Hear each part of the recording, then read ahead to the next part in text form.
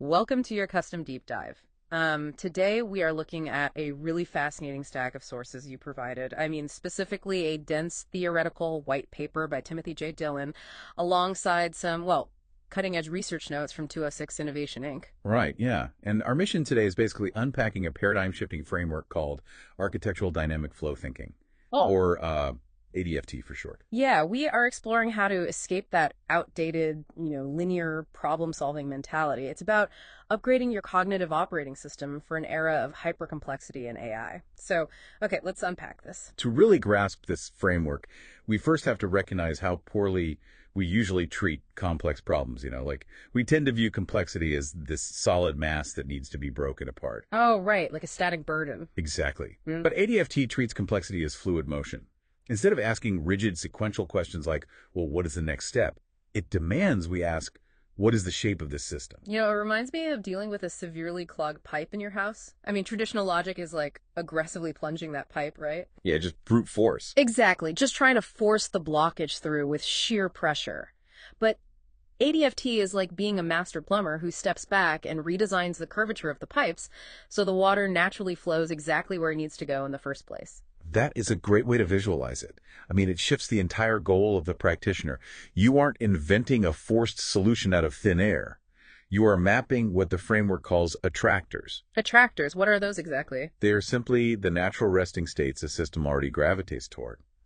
So solutions emerge organically through what Dillon calls flow stabilization. Okay, so we're essentially designing mental plumbing. We map the boundaries and let the flow do the work. But I have to admit, I got a bit tripped up on the source material when it brought AI into the mix. Yes. The four pillars: architectural frame, dynamic flow, AI amplification, and emergent order. Right, those pillars. Because the framework explicitly prohibits using AI as an autonomous problem solver. But if I have a super smart AI at my fingertips, why wouldn't I just hand it the problem and say, fix this? Well, what's fascinating here is a trap ADFT calls mirror distortion.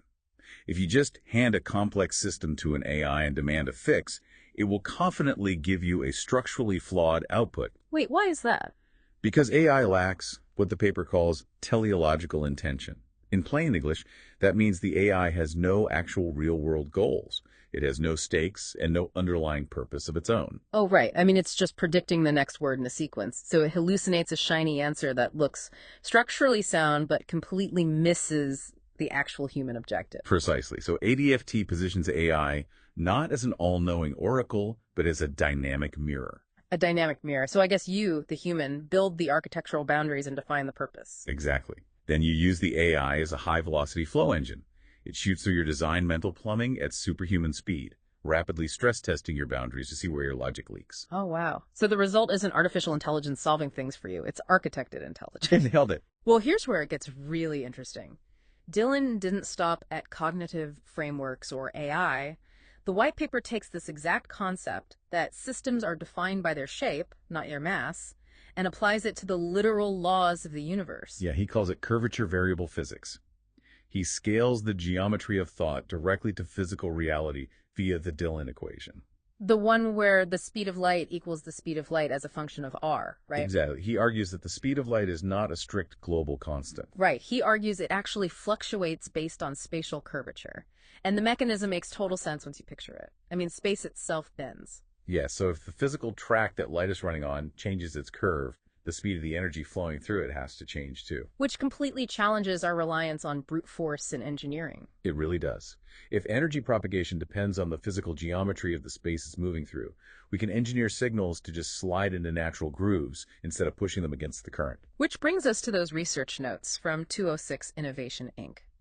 They are actively applying this geometry-first model to next-generation 6G networks. Right, because normally telecom companies brute force high-frequency signals into dense biological tissue. Yeah, which causes the signal to scatter and creates friction. But instead of just turning up the power to push through the interference, they are looking at the shape of the receiver. The human body itself. Yes.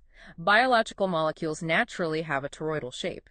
Basically, they look like microscopic donuts. I love that comparison. So 206 innovation mathematically shapes the digital 6G signal itself into a matching donut configuration. Wow, so when the signal hits the human body, it doesn't crash into the tissue like a wall. Exactly. It perfectly slots in and stabilizes naturally. No friction.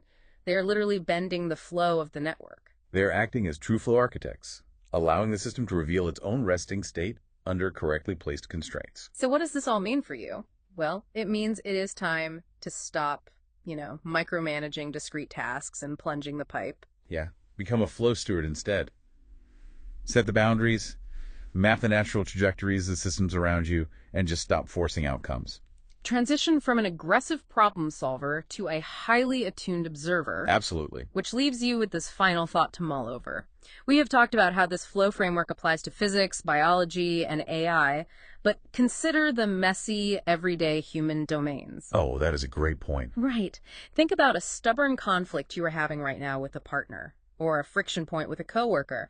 Are you currently trying to brute force a resolution? Probably plunging the pipe again. Exactly. What would happen if, instead of arguing louder, you stepped back and just changed the shape of the conversation, allowing a resolution to naturally flow into place?